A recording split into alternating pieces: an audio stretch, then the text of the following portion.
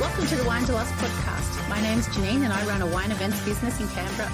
But my real passion is travel and my bucket list is to travel to every wine region in the world. In this series, I'll be exploring some regional Aussie wine destinations. I'll give you some tips whether you're planning a romantic getaway, a girls' weekend, or you're dragging the kids along. So pour yourself a glass and let's get exploring.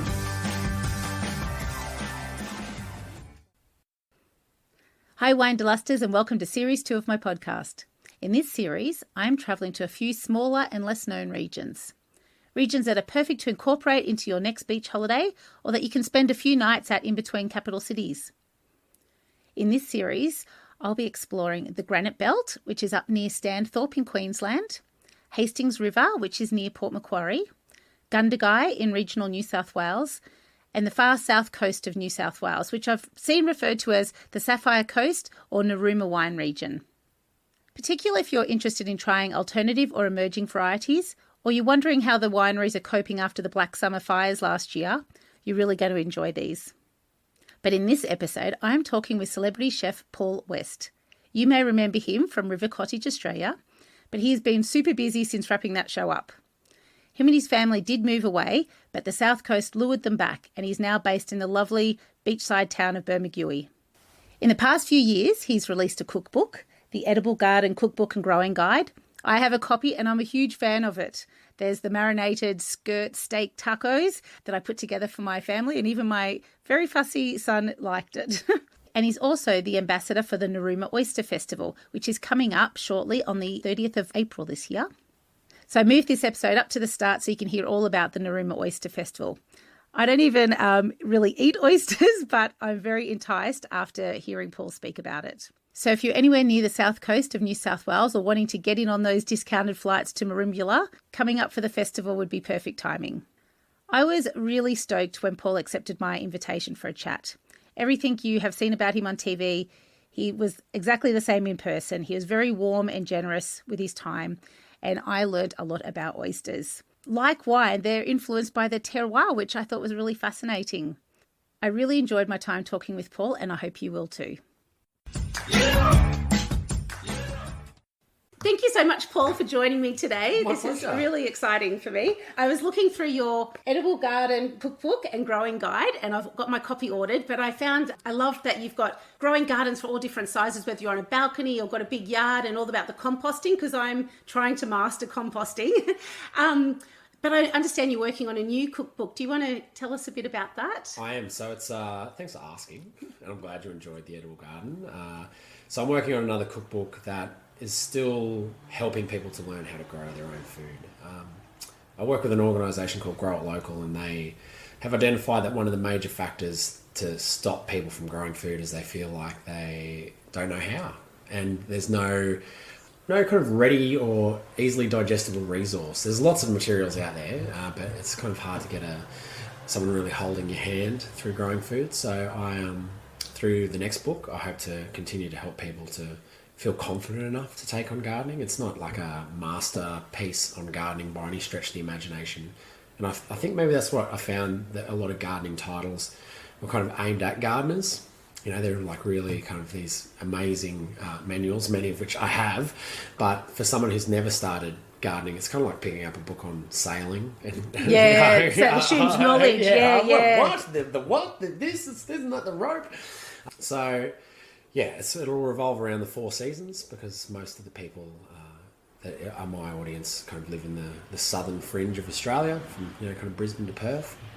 So it'll be targeted about approaching your garden through the seasons and recipes and projects that you can do in relation to each season as well. Oh, that sounds excellent. Yeah. Oh, and that's out at the end of 2021? I hope so. Oh, excellent. Perfect. Just in time for Christmas. Yeah, that's it's certainly the aim to have it published at some stage this year. So as long as no deadlines fall by the wayside, I should be okay. Excellent. I look forward to that. Now, you're also the ambassador for the Narooma Oyster Festival, which is a local festival in the South Coast. Yes. Can you tell us a bit about the Oyster Festival? Well, it's a very prestigious political posting, being the ambassador for the Oyster Festival. I get Z number plates to drive around on the South Coast on. The Oyster Festival is a celebration in Narooma of rock oyster, really, which grows so abundantly along the estuaries of the south coast. It's really a unique ingredient to this kind of region. I mean, they grow all the way up the New South Wales coast, but the best ones are produced here, and it's a local endemic species. So, and it's such a oysters are kind of regarded around the world. They're in a similar echelon as wine in terms of like being regarded as a gourmet delicacy. Yep. It's so the fact that we grow the best, arguably the best anyway, it's worthy of celebrating. And I think a lot of people don't appreciate just how lucky we are here to have the oysters that we do. To make a wine parallel, I like to compare it for people that it's like living in the Champagne region of France. It's we are the champagne of oysters here. Oh, that's excellent. Yeah, they're the best. And not knowing how to shuck an oyster and living on the south coast is like not knowing how to pull a champagne cork. And so what happens at the festival? So they have lots of different producers come? Yes, yep. So they've got producers that visit from all over the south coast. There's workshops, there's masterclasses on appreciation of oysters, there's dinners, there's music, there's all the things you'd expect at a fun festival. So yeah, lots to kind of see and do, and I think the one thing that I would recommend to anyone who attends the festival, attend the festival because it's a great day, but if you do go, get a plate of get a multi-estuary plate. Oh, okay. So it's like a tasting of it's the same species of oyster. It's the rock oyster, but you might get a couple from each estuary, and you'll actually be able to see and taste the difference for yourself. That is like wine in that you can have the same grape in different localities and how they taste all a bit different and things. Oh, that's really exciting. That's really interesting. Well, I know there's a seafood communicator in Australia called John Sussman who actually made the parallel by coining his own term, merroir. Which is, because the French word for ocean is mer, mer. So it's the effect of the salt water of where it's grown. And I've spent the last 12 months working on an oyster farm during the pandemic when a lot of my work, my regular kind of work was cancelled. And it's true, to understand that the different substrates, whether it's a sand or weedy bottom or a mud bottom or where in the estuary it sits, how much freshwater influence it's got, how much saltwater influence it has, how much tidal movement it's exposed to, all affect the expression of the oyster. And I didn't really have that appreciation for it. And even going a bit further back, I never really had that appreciation for the oysters until I went to the Oyster Festival for the very first time, and I had one of those plates, like a multi-estuary plate. And I thought, it's probably going to be really subtle, and we'll have to be like, oh yeah, well, that's so different. But they were actually markedly different. Wow. So, do you have a favourite? A favourite, yeah, Wappengo, of course. Yeah, Wappengo Organic Rocks. That's obvious. That's the farm that I used to work on, for starters, and the water that I used to work on. But they've got gold medals from royal shows and delicious produce. What sort of flora do they grow on? Well, they've got a couple of different ones, but there is a seagrass, like a seagrass that grows in there. And Wappengo is a very small estuary that is mostly surrounded by either wooded private property or State Forest National Park. So its catchment is very pure, and there's no agriculture or anything in there. And it also has an excellent amount of influence from the mouth picnic point, Bithry Inlet opening up. So I don't know, it's the secret sauce, but they're good. They're the best. That's awesome. And so, as a chef, what do you eat them just natural? Natural. So you're not going to share any cover them in Kilpatrick or anything? No. There's no. The only recipe or the only method that I would recommend for oysters is just knowing how to shuck your own. Because if you came to visit the South Coast, the best oysters that you'll get are unshucked.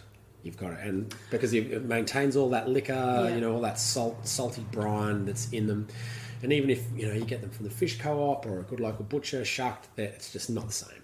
Well, so the big question with wine: what do you like to enjoy your oysters with? Is there a wine, or are you a beer guy? Or Well, we over summer when we were having lots of guests and lots of celebrations, we drank most of ours with a Riverlands Prosecco.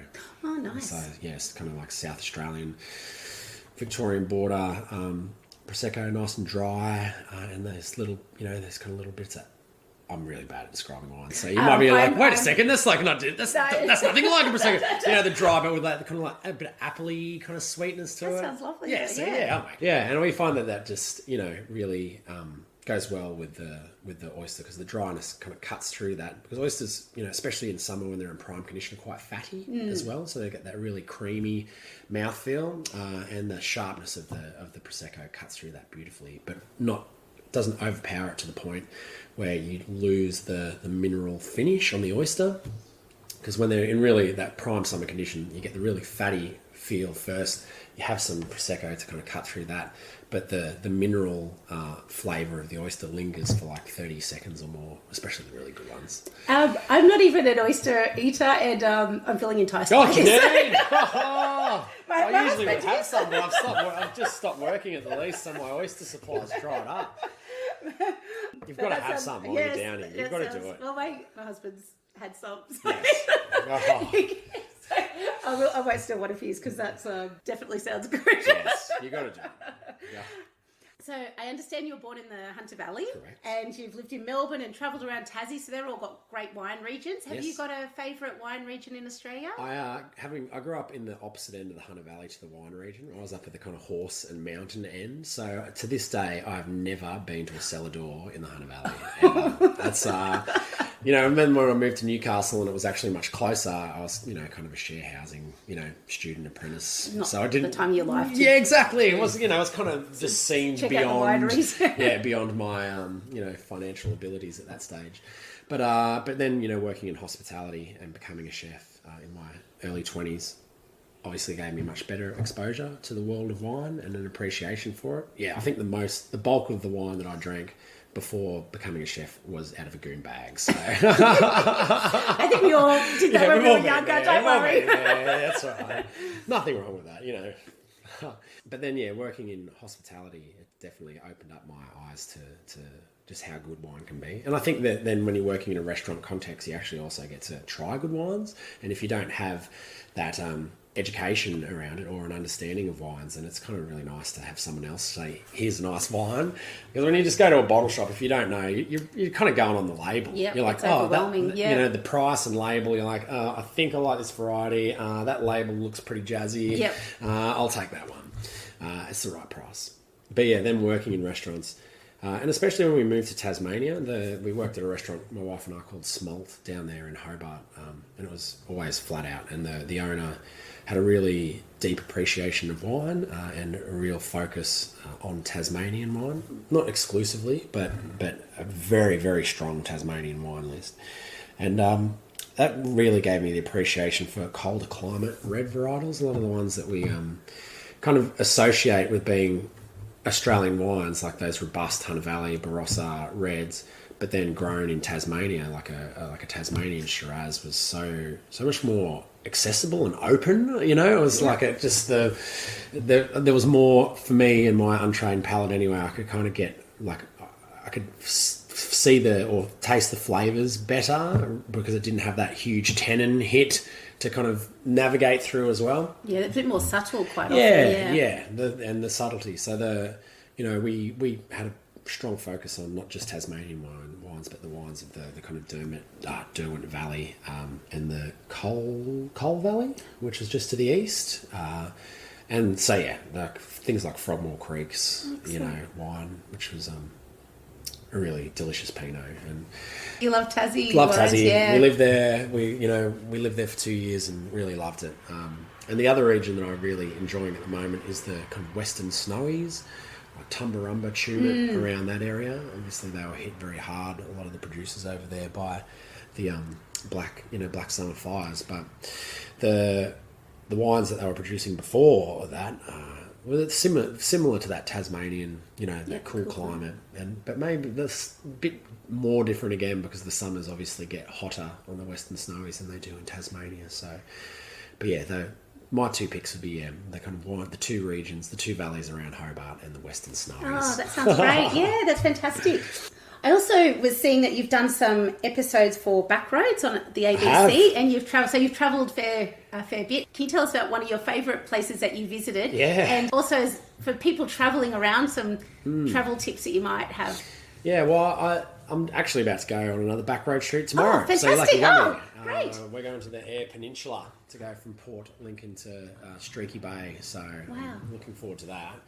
Just for 10 days. And they'll have lots of the oysters Oh, down there, don't they? Yeah. But there's a bit of a running joke because they're Pacific oysters they cultivate over there, which are an introduced oyster and as argued by any farmer of the rock oyster, inferior. You won't say that on the show. So, I might have a bit of banter with one of the oyster farmers about it because they're pretty good value about it. It's all tongue in cheek. But I really am just so lucky to have been offered that guest host role of Backroads because it's the best job ever, and getting to visit, parts of Australia that I might not otherwise have a chance to visit, or I'd like to, but it just never eventuates. They've all been incredibly memorable for their own reasons. But the Dampier Peninsula, which is the Western Kimberley, the peninsula that runs up above north of Broome, there was amazing. Red dirt, Pindan dust, and just incredible country, incredible people. I think my biggest advice would be to people, especially now that we've got this international travel ban happening, is don't underrate Australia. Don't look at it as the kind of second place. We live on the oldest continent on Earth. It's got so much diversity, from deserts to mountains to like rainforests to the barrier reef, cold water to tropical water. That it's all there, and people travel from all over the world to see Australia. Yep, I agree. That's a travel destination for people because they see the value in it. But when we grow up here, we kind of go, oh yeah, Australia, boring. Where's the culture? Older. It's like, no culture in Australia. Well, you're not looking hard enough if you can't find it here in Australia. So appreciate just how amazing and grand Australia is. And the second bit of advice would be just try to talk to locals. And that's that's why Backroads are so great, because it's travel, but it's really about the people that call these places home, and conversing with them and finding out from their perspective why are they there? What makes that part of the world so spectacular and appealing to them? Because if you look at it through the eyes of a local, then often you'll see details of beauty and appreciation that you might miss. We're a big fan of that show, so that's really cool. Love Backroads. Yeah. You live on the south coast now in Bermagui, and you've got 2 young sons. I do. So if people are visiting the region, what's one great thing to do with families? Well, outside of the beach, because the beach is fantastic. Well, outside of the beach, come down to Bermagui. And I'd say they've definitely got to stop at the Bermagui Gelati Clinic. Oh, right. That's a classic for people that visit. And really, it's kind of hard to say what to do if you take the beach out. I'd say, well, not that in the region, not that the beach is the only thing that we have on offer here, but I guess what I'm trying to say is that it's the natural landscapes of this place that make it so spectacular. And there are so many beaches. There are so many beaches, tiny little pockets in national parks that even in summer you can get onto a golden sand beach by yourself. Oh, wow. Wow. You don't have much of that in many anywhere, areas of really. The East Coast. On the East Coast. Right. You can do it in Western Australia or in South Australia. But to realise that the pocket, of the most populous strip of our continent is still as kind of sparsely populated and wild and beautiful as it is down here I think it takes a lot of people by surprise. I think, the South Coast has always been long been a kind of work, forestry, fishing kind of place and not hugely attractive to tourists. But I think that identity is starting to change, and especially given the international travel ban that I mentioned earlier, a lot of people are coming here for the first time and going, what? What? This is only 5 hours from Sydney or 3 hours from Canberra. What? I can't believe that this part of the world exists. Yeah. And also, if you do come to Bermagui, we have got a really, really good independent bottle shop. For a town of 2,000 people, you are so well looked after here. It's incredible. Oh, it's fantastic. Craft beers, fantastic wines. Because there's a couple of wineries nearby. Do they sell the local wines? They do, in there? yeah. Great. They stock Mimosa, Mimosa Winery, and Rusty Fig are the two that are immediately around here in Bermagui. But yeah, no, they definitely, you can get their wines. Cool. Plus, yeah, they just really care about the wine they stock. Yeah. It's really a nice selection. Yes, that's big fan of supporting the independents for sure. So we're just so lucky to have a town this small but have such a really heavy hitting bottle shop. That's great. Thank you very much for your time. I really appreciate it. My pleasure. Wonderful. Thank you. Thank you so much. See, I told you he was so lovely. Now, everything that Paul has talked about is in the show notes. And if you do head to the Oyster Festival, an estuary platter and some Prosecco from the Bermagui Cellars bottle shop, and you run into Paul, tell him that you heard about it on the Winederlust podcast. Happy travelling. Thank you so much for listening. Subscribe now to get each episode as they drop. You can also check out the podcast on YouTube to see pictures of the region. Go to winederlust.com.au for everything discussed today. You can also access Wine Selected for more travel information and wine deals, and Booktopia, where I get my travel and wine books from. Till next time, happy wine travels.